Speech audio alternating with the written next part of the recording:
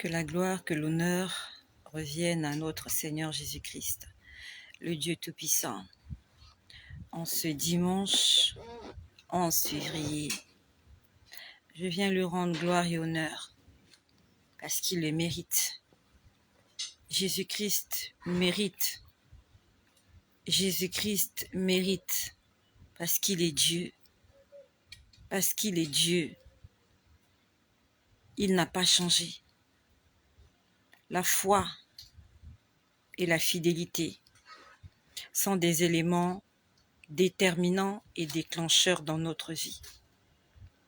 N'abandonne pas Jésus. N'abandonne pas Jésus parce que lui, il est fidèle. Il va accomplir toutes ses promesses dans ta vie. Ne l'abandonne surtout pas. Peut-être que ça fait longtemps que cette tempête-là dure, mais la tempête n'est pas éternelle. Aucune situation ne restera constante. Si Jésus-Christ est dans la barque avec toi, la tempête s'arrêtera. Le Seigneur m'a fortifié. Bonjour à Inès, Elissa, Rayon du Soleil, Christiane, Ous, soyez bénis.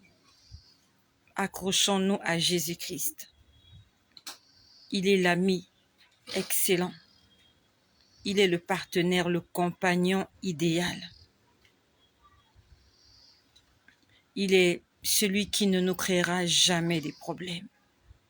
Il est celui qui nous comprend et qui nous accepte tels que nous sommes. Ne blague pas avec le pouvoir de Dieu. Dieu est tout-puissant.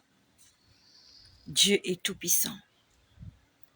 C'était pas prévu que je fasse un partage normalement aujourd'hui, mais je ne peux pas me taire. Je ne peux pas me taire face à tout ce que Dieu fait pour moi.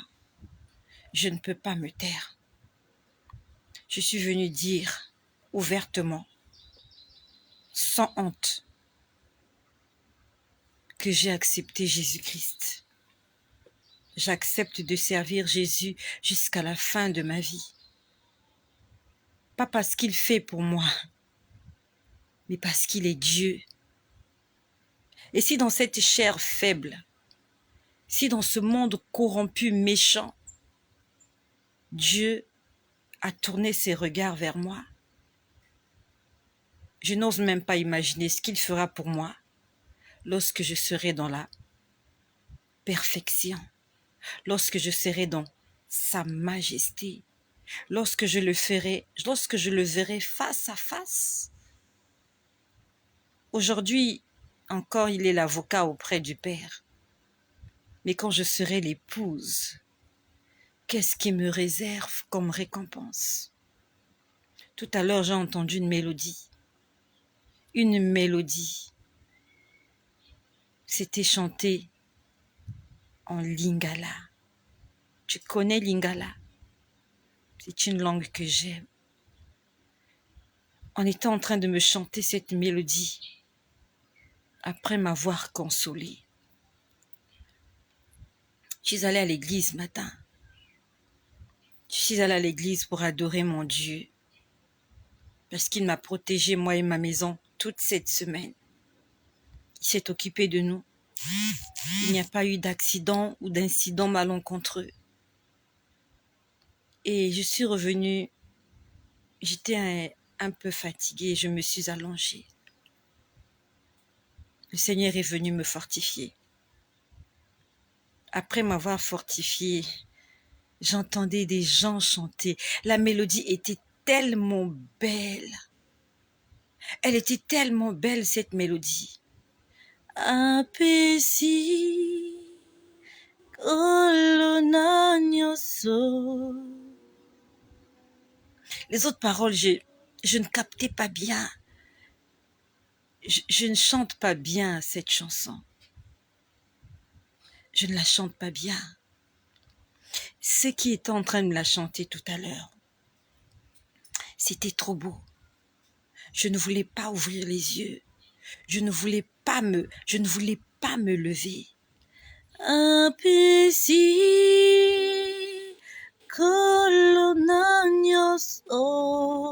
Et ça continue. En fait, les premières paroles, j'ai pris du temps à les comprendre.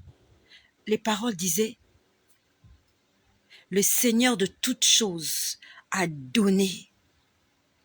Le Seigneur de toutes choses a donné. Et quand Dieu a donné, personne ne peut te retirer ce que Dieu t'a donné.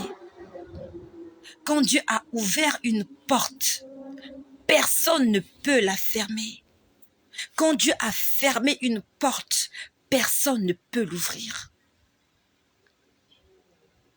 Je vous ai dit que depuis l'année dernière, je suis embêtée par des gens. Et des gens qui veulent me ôter la paix. La dernière fois, je vous ai dit que j'ai entendu audiblement quelqu'un, enfin, une voix qui me disait « Bats-toi, spirituellement et physiquement. » Je vous en ai fait part. Et un soir, je vous ai dit que j'ai veillé. Je crois que c'était vendredi. J'ai veillé, je disais « Seigneur, comment je me batte physiquement? Explique-moi comment je me bats physiquement. » Et j'ai entendu une voix qui m'a dit « Adore-moi, adore-moi. » Un autre jour encore, je vous ai dit que j'étais stressée au sujet de ce problème. Je disais « Seigneur, dis-moi quelque chose. » Mais je vous ai dit que ce jour-là, le Seigneur ne m'a pas parlé. Ça arrive qu'il se taise. Je vous en ai fait part. Ce jour-là, c'était silencieux. Je n'ai rien entendu. Je n'ai rien senti. Et j'ai fait un tour. Je suis allée boire de l'eau ce jour-là. Je vous en ai expliqué. Quand je suis revenue, Dieu a commencé à me montrer les problèmes des autres. Au lieu de répondre, ce jour-là, je m'ai intitulé « Qu'est-ce qu'il faut faire quand Dieu ne répond pas à tes prières ?» Je fais un partage comme ça. Qu'est-ce qu'il faut faire quand Dieu ne répond pas à tes prières? C'est exactement ce qui s'est passé ce jour-là. Je voulais entendre la voix de Dieu. Je voulais qu'il me dise quelque chose, mais il ne m'a rien dit. Il a commencé à me parler des problèmes des autres. C'est comme s'il me dit, commence à prier maintenant pour les autres. C'est comme s'il me disait, ton problème, il est déjà réglé. Tu n'as pas besoin que je fasse plus. J'ai déjà fait. Même si tu n'as rien vu, j'ai déjà fait. Commence maintenant à prier pour les autres. Et aujourd'hui, 11 février, le Seigneur est venu encore me consoler. Et ma prière pour moi et pour toi est que nous ayons la foi. Nous ayons et nous gardons la foi. Si le Seigneur continue à me consoler, c'est parce qu'il sent que je n'ai pas la foi. Il sait que cette chair a besoin de voir. Cette chair aime voir avant de croire. Rien ne lui est caché. Tu peux lui dire, Seigneur, je t'aime, je t'aime. Il sait si ton je t'aime est vrai ou pas. C'est lui qui sonde les cœurs et les reins. C'est lui qui regarde jusque dans la moelle épinière, jusque dans la matière grise, dans la matière noire. Il regarde les globules blancs, les globules rouges. Il sait toutes choses. On ne peut pas tromper Dieu. Tu peux dire à Dieu ou même aux hommes, j'ai la foi. Mais Dieu sait si tu as la foi ou pas. Et si le Seigneur est venu me consoler, c'est parce qu'il sait que je suis faible et je perds la foi. La Bible nous parle de 2 fois où Jésus a dû être consolé. La première fois, Jésus sort du Jourdain. Poussé par le Saint-Esprit, il entre dans le désert. Pendant 40 jours et 40 nuits, il se met à jeûner. Et on dit que le diable est venu le tenter. Est-ce que Jésus avait été affaibli par son jeûne? Sûrement. Physiquement, il était faible.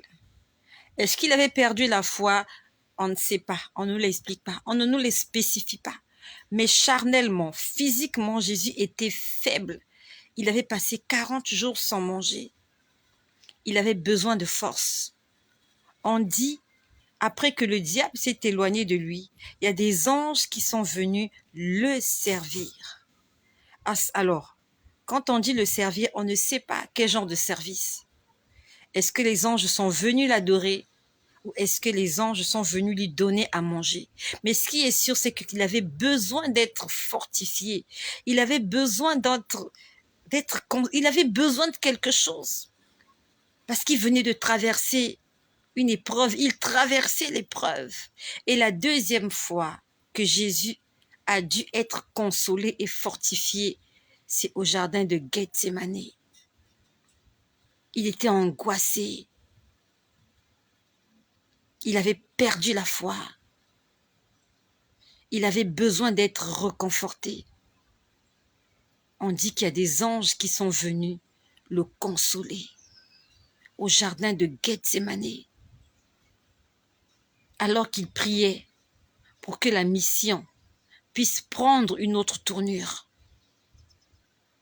alors qu'il connaissait la mission, mais il était en train de prier pour que la mission puisse changer. Il a dû être fortifié. Ça veut dire qu'il manquait sûrement de foi. Lorsque Dieu vient te fortifier, te consoler, ça veut dire qu'il sent que tu es en train de perdre la foi. Et si le Seigneur a envoyé des anges me chanter cette chanson, et avant de me chanter cette chanson, j'ai vu des choses. Ça veut dire que Dieu sait que je suis perturbée par cette situation. Ma prière tous les jours, Seigneur, donne-moi la foi, une foi ferme, une foi inébranlable. Apesi, kolonanyoso. Il a donné. Il est le Seigneur de tout et il a donné. Le Seigneur de toutes choses a déjà donné. En fait, c'est comme ça me dit, Estelle, pourquoi tu te plains? Pourquoi tu t'inquiètes? Le Maître a déjà donné. Le Maître a déjà ordonné.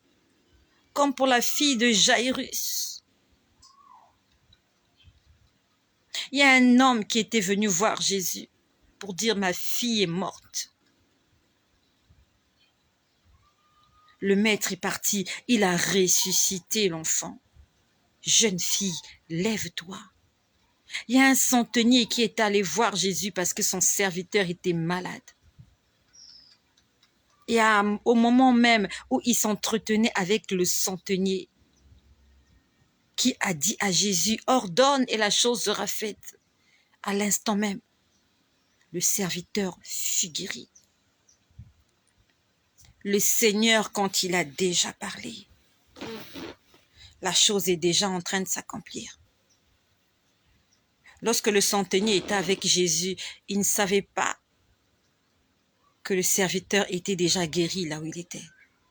Il a dû encore marcher, je ne sais pas combien de kilomètres, pendant combien d'heures, pendant combien de jours, le temps de repartir chez lui et de se rendre compte que pendant qu'il parlait avec le Maître, le miracle se faisait déjà.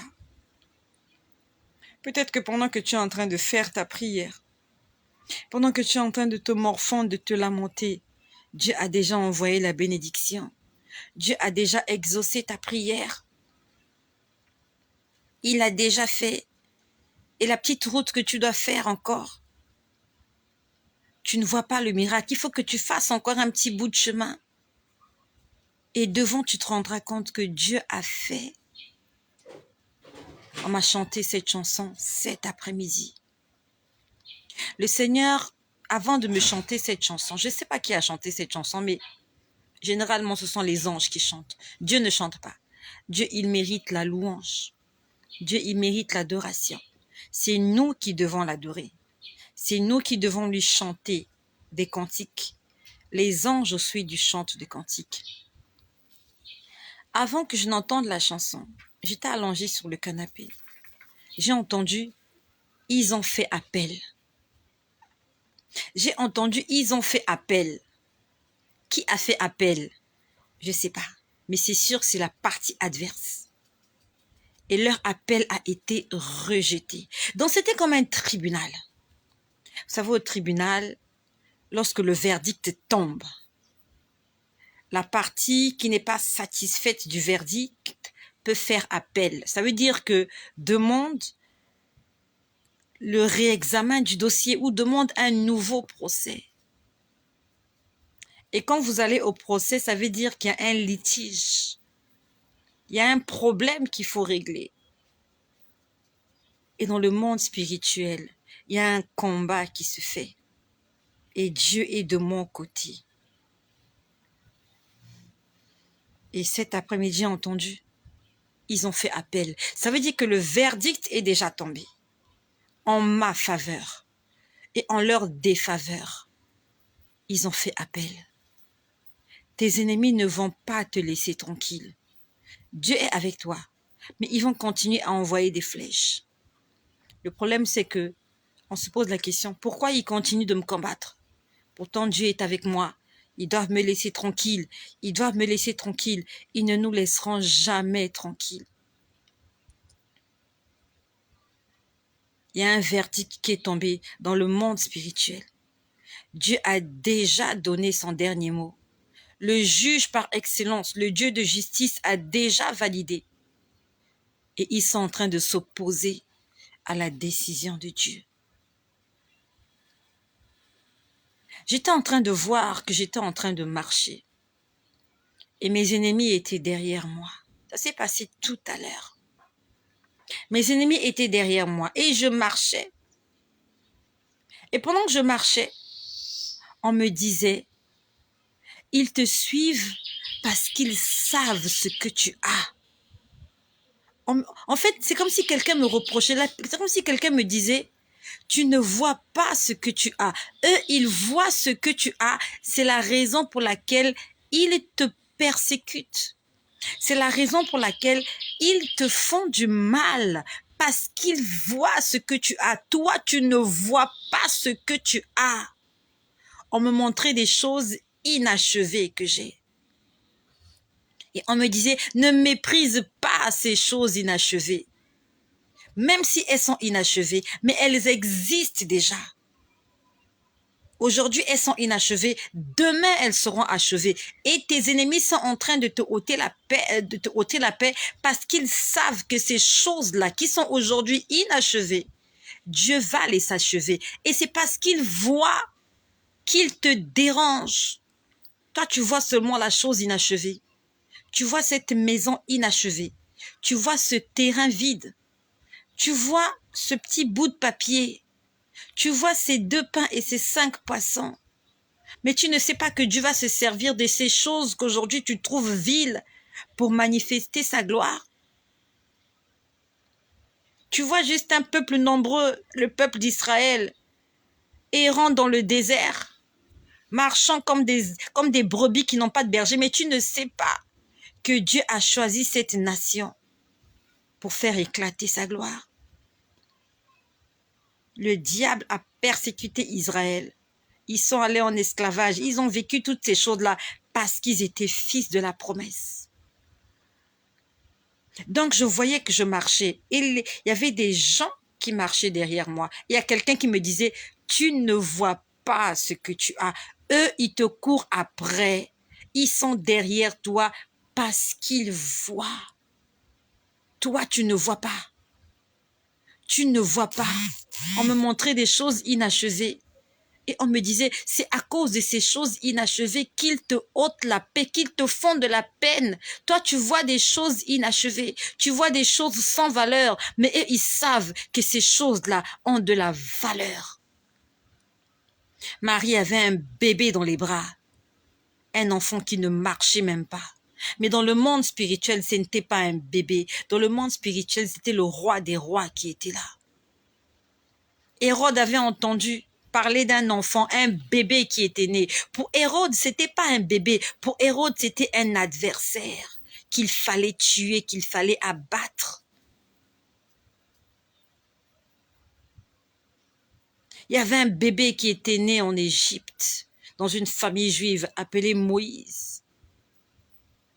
Alors qu'on a donné un décret pour tuer tous les bébés mâles. C'était pas un bébé, c'était le libérateur qu'on voulait tuer. On ne voyait qu'un beau petit bébé dans une crèche, dans un berceau qu'on avait jeté dans le Nil, qu'on avait mis dans le Nil pour lui épargner la vie. C'était pas un bébé. C'était le libérateur d'Israël. C'était le grand Moïse qui allait ouvrir la mer. C'est par lui que Dieu allait juger l'Égypte avec les 10 plaies. C'est lui qui allait amener le peuple dans la terre promise. Et ils ont voulu lui ôter la vie. Ils en ont eu après lui parce qu'il avait quelque chose. Son père ne le voyait pas, sa mère ne le voyait pas. Dieu le savait, le monde des ténèbres le savait, raison pour laquelle ils ont tout fait pour l'éliminer. On était en train de me faire le reproche tout à l'heure. On me disait, tu ne vois pas. Eux, ils voient. Nous sommes nombreux, on se pose la question, pourquoi ils me combattent? S'ils te combattent, c'est parce que tu as quelque chose. Et cette chose-là, tu ne la vois pas. Eux, ils voient cette chose-là. Et ils veulent te voler cette chose-là. Ils veulent détruire ta vie pour que tu n'accomplisses pas ta mission. Nous sommes là pour une mission. Chacun de nous a une mission. Et le diable fera tout pour faire échouer cette mission. En étant en train de me reprocher, on me disait, tu ne vois rien. Toi, tu ne vois rien. Tu marches juste là. Tu marches juste. Tu ne vois rien. Mais eux, ils voient ces œuvres inachevées, ces choses que tu as commencées, que tu n'as pas terminées. Toi, tu appelles ça échec. Non. Ce sont des bâtiments inachevés. Il y a déjà des fondements et Dieu va se servir de ces fondements pour bâtir un édifice. S'il n'y a pas de fondement, il n'y aura pas la bâtisse d'un édifice. Avant de bâtir un édifice, il faut d'abord un fondement. Et même si ça fait 20 ans que cette fondation est là, peut-être il y a des herbes qui ont poussé, elle est à l'abandon. Ok, tu n'as peut-être plus les moyens de continuer. Mais la fondation est déjà là. Et si elle est solide, ça va aller très haut. Et le monde des ténèbres, il voit cette chose solide que Dieu a mis, que Dieu a bâti. Dieu t'a utilisé pour bâtir cette chose, même si elle est inachevée, même si elle est enfuie. Aujourd'hui, les archéologues, pourquoi ils existent? C'est pour mettre au grand jour des édifices qui sont enfuis. Il y a des choses qui ont existé, mais qui, au fil du temps, ont disparu dans la nature. Et aujourd'hui, ces choses-là sont mises au grand jour. Et ces choses ont de la valeur. Parce que non seulement elles sont anciennes, mais elles ont été solidement implantées.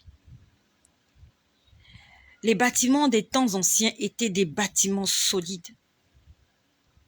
Le mur de Jéricho était solide. Les pyramides étaient des choses solides. Aujourd'hui, tous ces édifices-là ont de la valeur pour certaines personnes. Il y a des fouilles archéologiques. Aujourd'hui, même les ossements desséchés ont de la valeur pour certaines personnes.